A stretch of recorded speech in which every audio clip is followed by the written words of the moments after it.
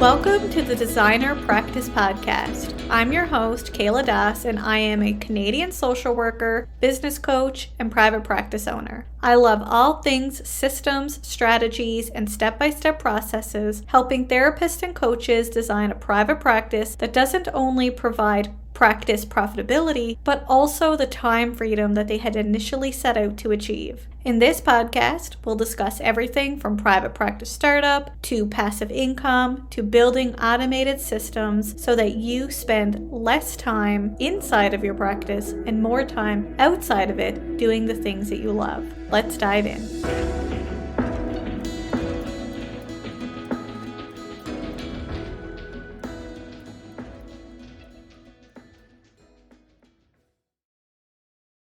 Welcome back to the Designer Practice Podcast. I'm your host, Kayla Das. Has productivity, or the lack thereof, kept you from moving forward in your business? Maybe you've been behind in case notes and it's creating overwhelm.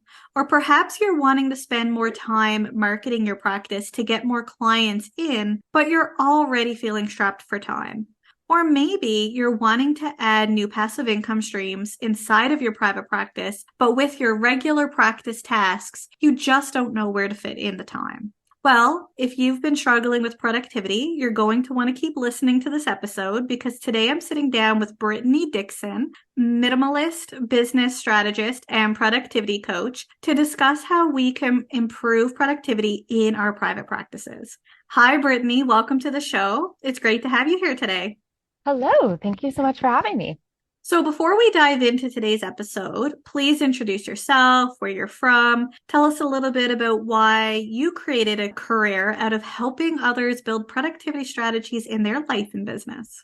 Yeah, for sure. Well, like you said, my name is Brittany Dixon. I'm actually from Columbus, Ohio, mom of twins, and I have been an entrepreneur for almost 7 years. I actually started off in the home organization space. Prior to that, I actually organized events. So I was an event planner and organizer. And then I actually got let go and became an accidental entrepreneur. Never had this on my radar, like at all. Decided to jump in and start my professional organizing business to help moms, other twin moms, to organize their house. Really didn't know what I was doing running a business. So I decided to hire a business coach. And at that point, she kind of introduced me to this entire online business space with coaches, consultants, courses, like the whole 9 yards. So I essentially started doing that and then really fell in love with the business side of it. So I kind of let go of the home organization side, dove into business, and really helped business owners to organize all the back ends, processes, time management, all of that. I just saw so many business owners, like they didn't start a business to run a business, and they were getting stuck in all of that because they didn't have systems in place for everything that has to be done as an entrepreneur, but they were so good at what they did and it was holding them back. So really dove headfirst into that. I created a podcast. I do consulting work. I had a group coaching program, all kinds of things, but really the end goal is to help people work smarter, not harder, get more done so that they can get back to life and not be working 24/7. I love that. That's my mantra. Smarter, Yes. not harder, because I always say we can be busy, but it doesn't mean we're being productive. And that's why I love this 100%. episode. Yes. So first of all, how do you define productivity and how can incorporating productivity strategies in their daily life help therapists and coaches with their business? Yeah. So I think productivity is a really big buzzword, right? Everyone wants to be more productive, but I think the end goal of productivity is really just to get the important things done so that you can get back to living, right? It's to get back to family time, to get back to doing what you love, to being able to sleep enough and self-care and like all of these things. Productivity is really the thing that's getting us that. So the more efficiently you can work and get the things you have to get done, then you can go do that stuff. So like you said, it's not just being busy and checking things off of your list. It's actually doing the things that are moving the needle forward in your business and letting go of the other things that don't, so that you can actually have time to do stuff. I remember back when I was in my like beginning stages of entrepreneurship, and it is different during each stage. There was a lot of late nights, a lot of laptop at the nighttime, falling asleep on the couch, like the hustle. And I think when you can start to incorporate more efficiency and getting things done faster, there's a lot less of that and there's a lot less burnout. So I really think the end goal of it is just to be able to enjoy life more after you get the important stuff done. I really like that you connected it back to our personal lives and being able to have more time in our day to do the things that we love. Because going back to that phrase of being busy doesn't mean productive, is sometimes we try to be more productive so that we can fit more work in our day.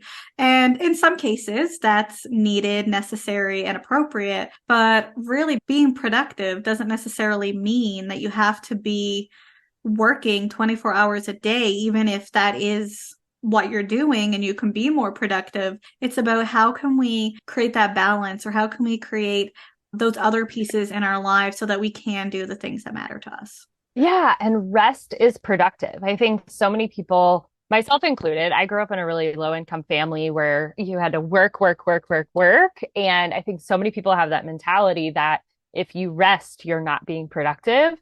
But the whole thing is rest can be productive, because if you rest, then you have the space and the time to be more creative, to come up with better ideas, to have time with family so that you can recharge to get back into work and business. So I think a lot of people, there's a mindset shift there that if they sit down and read a book, that's not productive.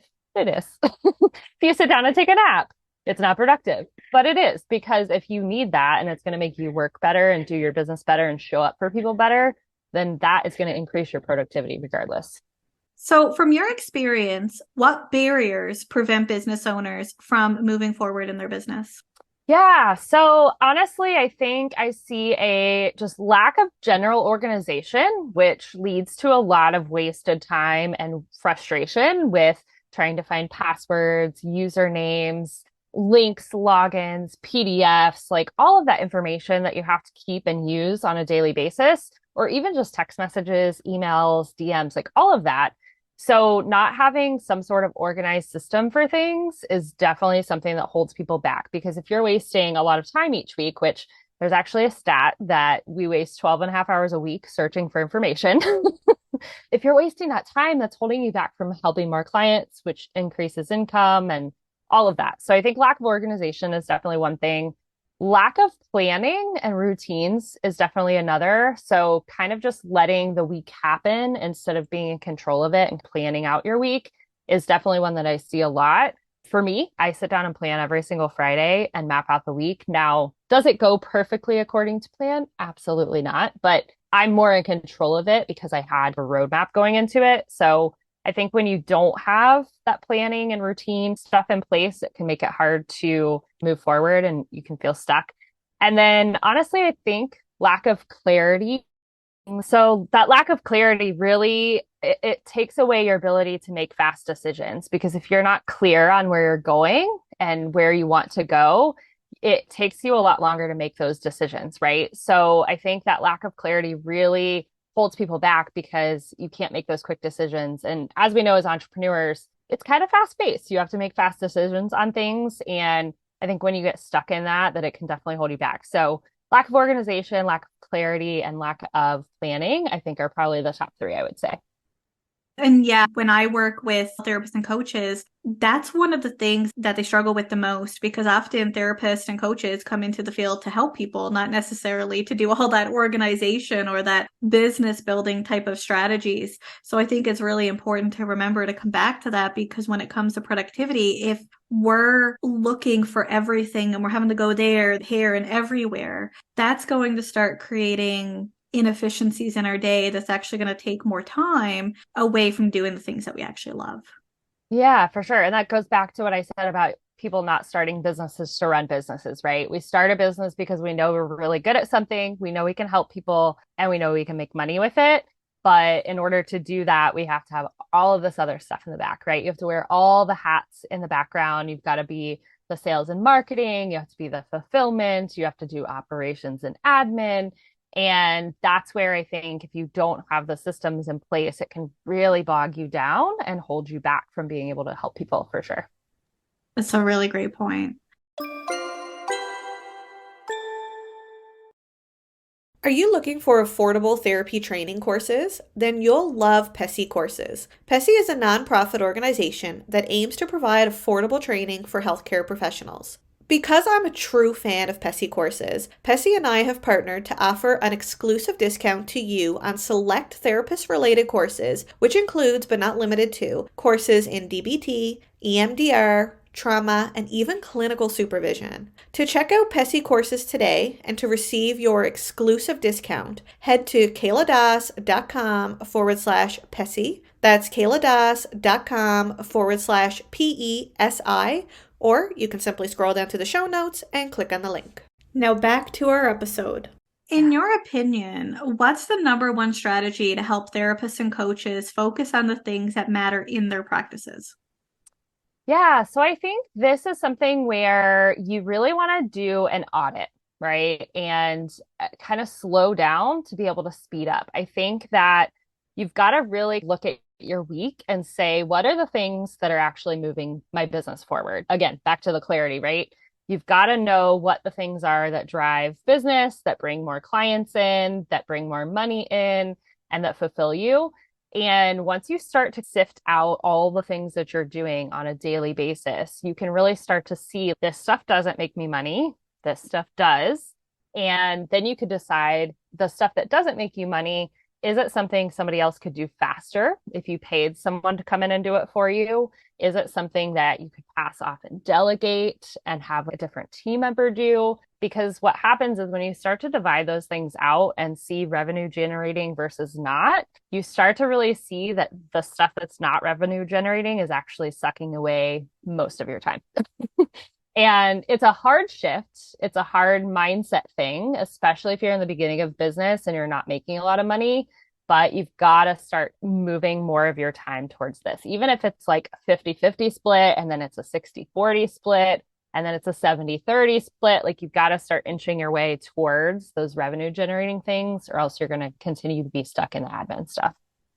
That's really helpful. And something that I'm thinking is, and you may not have the answer to this, but when we think of the revenue generating type of activities, what if we're starting out with something and we're not necessarily seeing the revenue right away because we're still at that building stage? Like I'm thinking like digital courses or podcasting or different passive income streams, we'll say.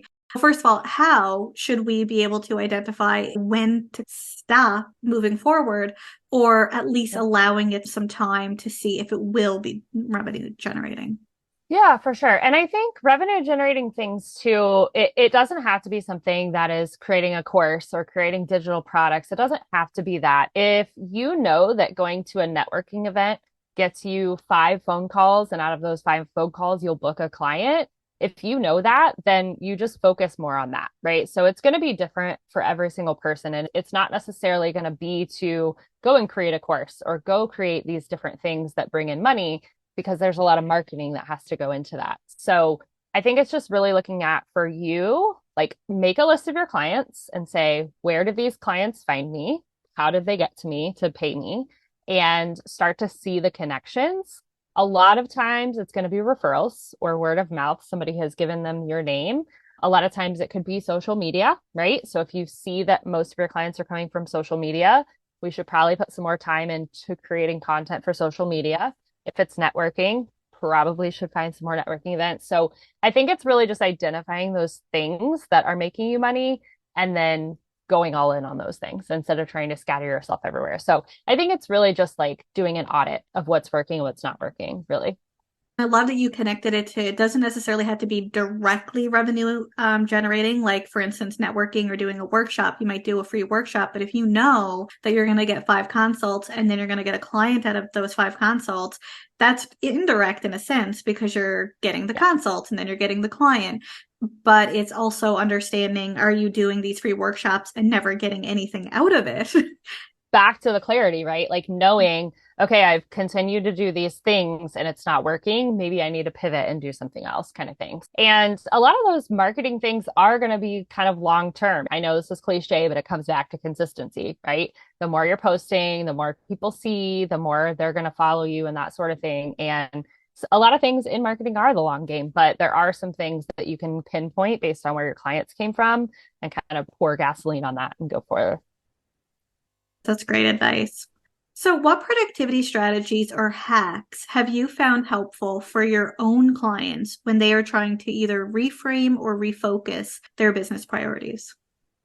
Yeah, so I think this all comes back to time management. Almost everything business wise comes back to time management and mindset, in my opinion.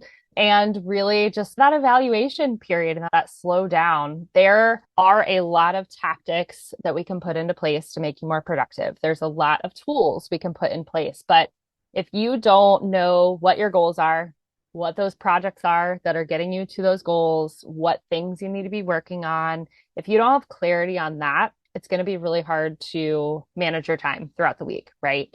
So when you finally get clarity on that, you know how many clients you need and you know how many consults you need to turn those into clients. When you know all of that information, then we can start to use the tactics, right? Then we can start time blocking. And I do time blocking a little bit different. I actually use my BCO method. I see in the time blocking space, I feel like people try to get too granular with their time blocks and then they don't stick to it because it's hard to stick to it when you're so specific. So I actually break things up into just three buckets: business development, client services, and operations. So it's kind of three different brain waves too. Business development, it's all the sales, marketing, and growth stuff. Client services is taking care of your clients, and operations is all the admin stuff. So when you can kind of time block in that way, it starts to allow you to stay in one brain space at a time. So yeah, we can definitely start putting some of those tactics in place. I'm a color code fan, so like I got all the color coding on my calendar. I've got task management tools in place, but I think really again, knowing the clear vision is going to help you to know what things you need to be working on as far as productivity goes.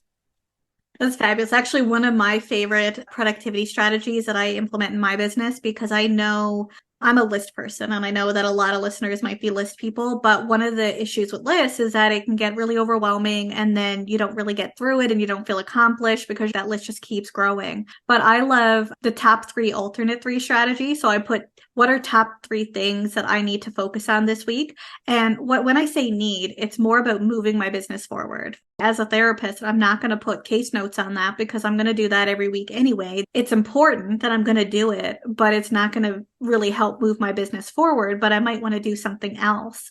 So what are the top three things that are important for me? And then the other thing is what's three alternate things that I would focus on as well if I were to get those three done. And you were talking about color codes. I love post-it notes. And I know listeners can't see, but I'm like literally holding up post-it notes. And what I do is I use two different colors. I'll put my top three on one color post-it note, and then I'll put the alternate three on another color post-it note. So it really helps me. And it doesn't mean that I get rid of my list because I still think my list is important, but it helps me really prioritize and focus on the three things that's going to move my business forward. I don't use the buckets, but I think that your buckets that you talked about, you can really focus on that too. Maybe even have one in each of those buckets that you need to focus on. That's really been a game changer for me in my business. Yeah, I love that. And here's the thing, productivity is not a one size fits all approach. A lot of the tactics that I use, the tools that I use are very interchangeable across different businesses, different types of people, like how they work, those sorts of things. But there is no one size fits all approach. The biggest thing is you have to pick something that works and you have to stick with it. Again, back to consistency, right? Because I think the biggest thing with productivity is because it's such a buzzword, the next hottest planner or tool or thing that comes out that's going to make you more productive, people are very prone to jump onto, right? And when you switch from tool to tool or system to system or planner to planner, you're not really consistent in using it, right? I work with a lot of creatives and they're like, oh, yeah, I have like 14 different planners and they're all so pretty. And I'm like, okay, so it works really well. And you got your days planned out. They're like, no, Hot Mess Express because I don't use any of them. So I think the biggest thing to take away is that whatever works for you, do it and continue to do it consistently because it's actually going to help you stay in the flow of things. I've had the same planning process, the same tools for the past 3 years, and I could probably do it in my sleep at this point. And is it hard to not do all the shiny things? 1000%. But I know that this works for me. So I know if I stick to it, I can actually be more consistent with it. So, when should we know that we're putting productivity strategies in place and they're just not working? Because something that I've heard lots of business owners and entrepreneurs say is that I've been doing the same thing and not seeing results. So, when should we think about getting a new system or Yeah. looking for new strategies? Yeah, I love that. And again, I don't know that there's a set time, but I would definitely say if you are consistently using a planner, a tool, whatever, for a 60-day time period and it is just not working for you, it's probably time to give it up. I would say 30 days, but 30 days is also still tough because I think building a habit is like 21 days, right? So that's one extra week on top of that.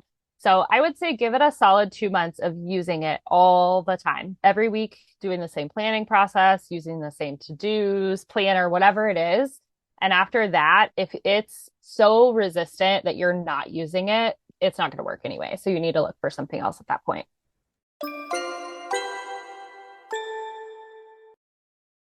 Hey, are you thinking about selling a digital course, a paid membership, or maybe even start your own podcast? Then you'll love the all-in-one program that I use, Kajabi.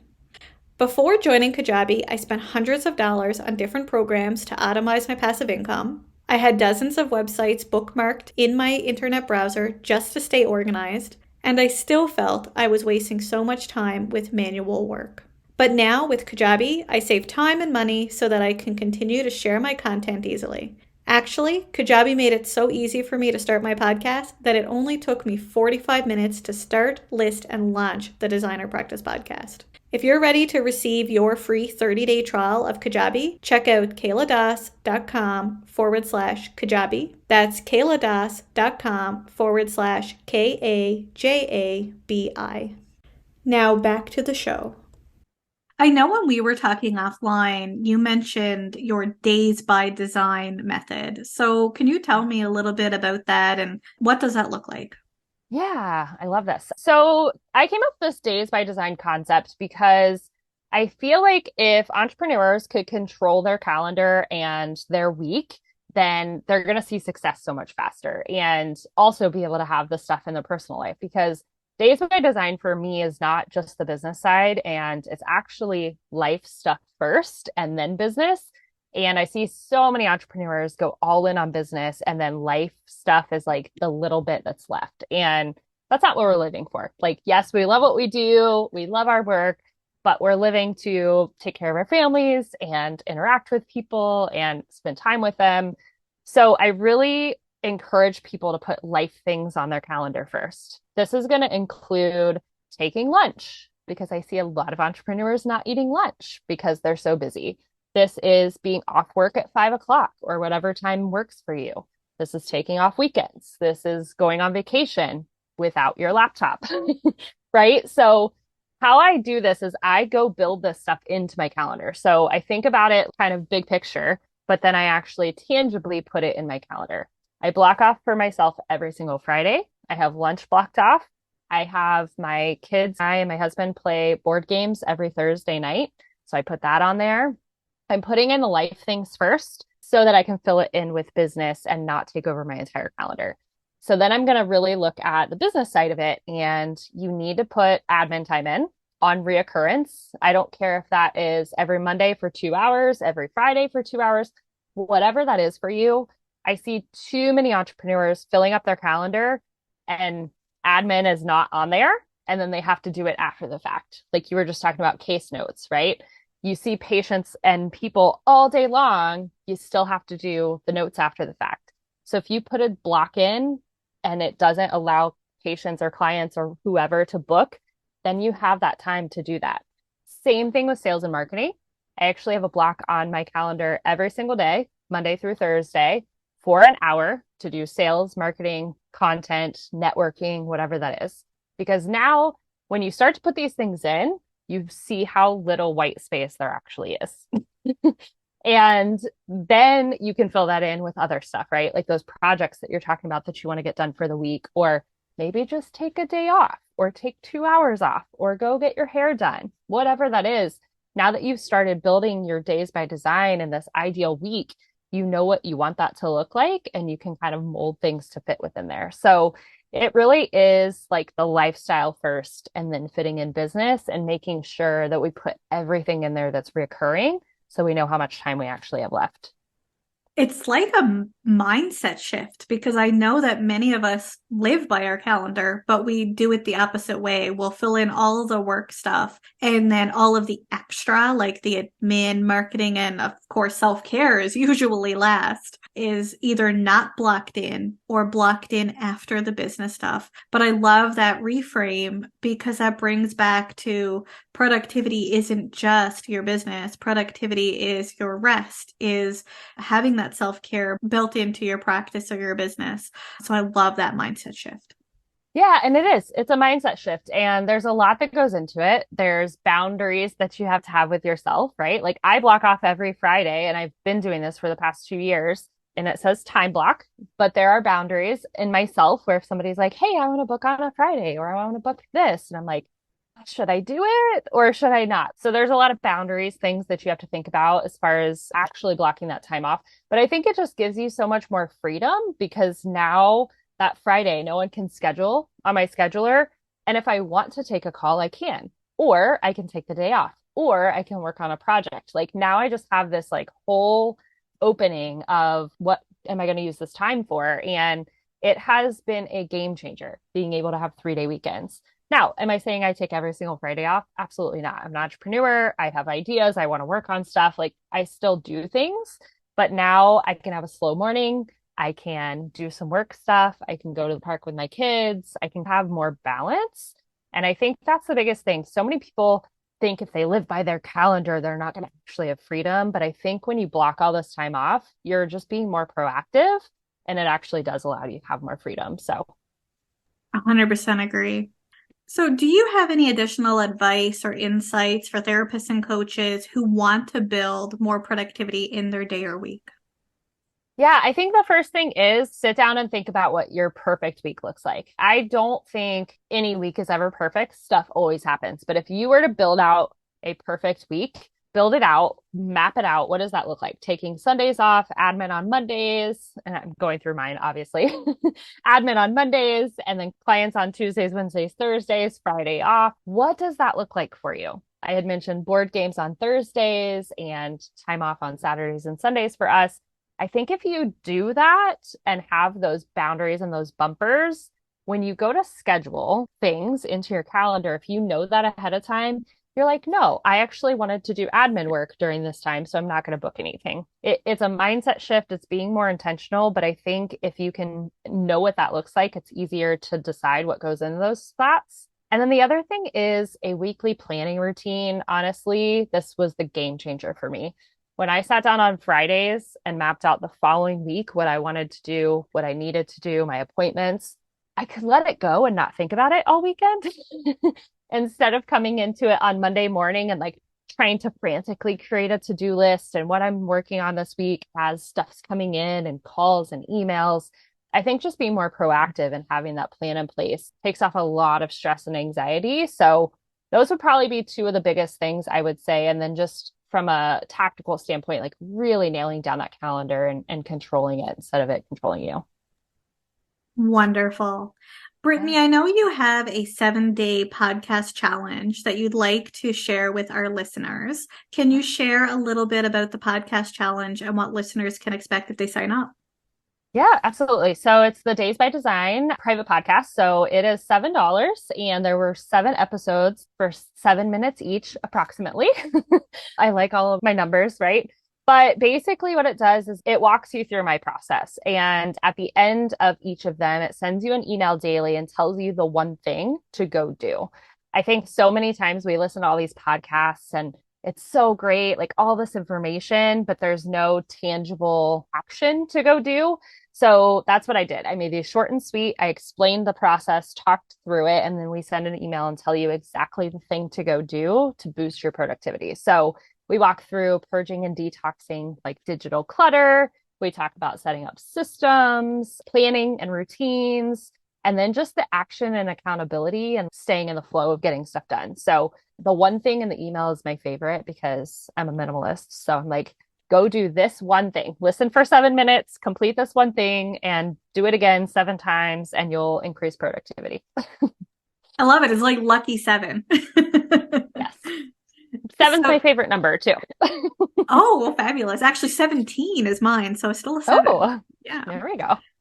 To sign up for Brittany's Days by Design 7-day private podcast challenge, check out kayladas.com/Brittany Dixon challenge. That's kayladas.com/BRITTANY or you can simply scroll down to the show notes and click on the link. Brittany, thank you so much for joining us today on the show and sharing some valuable tools and strategies that we can start implementing in our own lives and our businesses. Absolutely. Thanks for having me. Thank you, everyone, for tuning into today's episode, and I hope you join me again soon on the Designer Practice Podcast. Until next time, bye for now.